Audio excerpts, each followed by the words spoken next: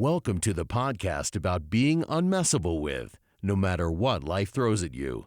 Here is your host, Josselyne Herman-Saccio. Sometimes when I'm working with entrepreneurs, CEOs, executives, founders, they talk about training and development in their company, but it's really like one thing for them. It's training and development. Like those are two separate things. So I want to clarify those two worlds for you, because if you have them lumped together, you're going to end up not maximizing the opportunity of either.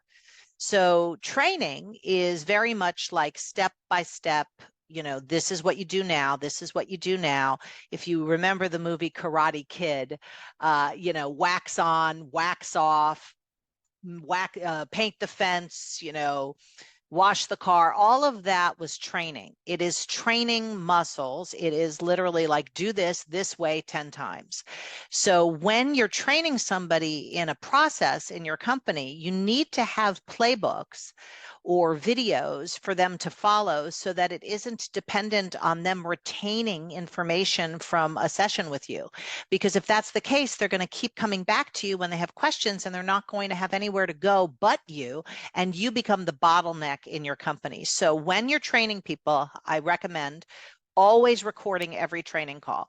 Record the calls, record yourself before you start training somebody, doing the thing you're training them in, so that you have a video and a step-by-step process where you're narrating your actions. You're saying, and now what I would do is look in the calendar and I would see what's coming up, and then I would take that event and I would put it into the Asana. Whatever it is you want them to do it, videotape and literally narrate yourself doing it, so that you have a training mechanism, a playbook, I like to call it, for when you need to train the next person. Because, a lot of times one of the problems that people have is they train people, but then that person leaves and then they got to train somebody again. So then it becomes a constantly draining process of, oh my God, training somebody will take less time than just doing it myself.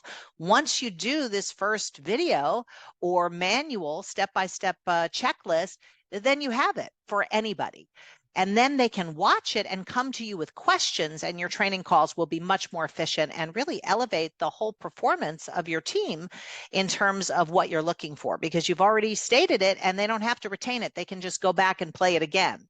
So that's one thing. Development is a whole different world. When you develop somebody, it's like you are developing their character. You're developing muscles in certain areas.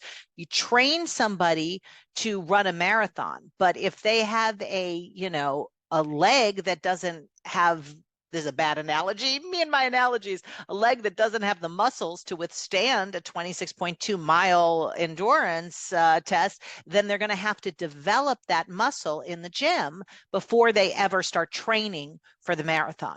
So development is a different world, and that is something that really supports people in your teams, but a lot of people don't build it in to their training and development programs. So for instance, if you have somebody whose job it is to, manage your sales force, whatever, and then they're consistently not updating you on time or when you'd like them to, that could be a development issue in terms of their ability to say X and do X. That more lives in the realm of what messes with people. You can develop people to not be messable with by things like, keeping their word or being able to follow directions, or things like that can be developed.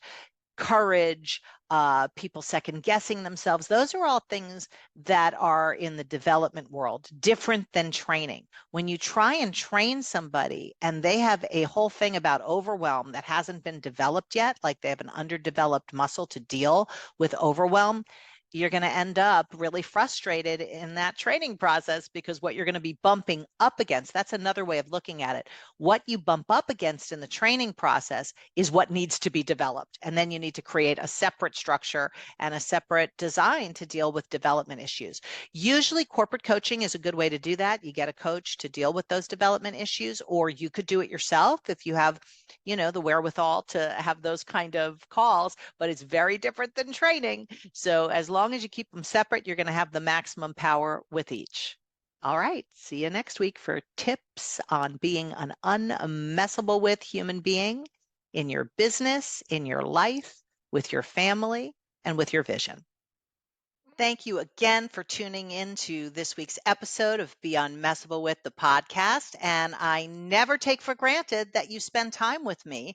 And I always want to make sure that you get value when you do.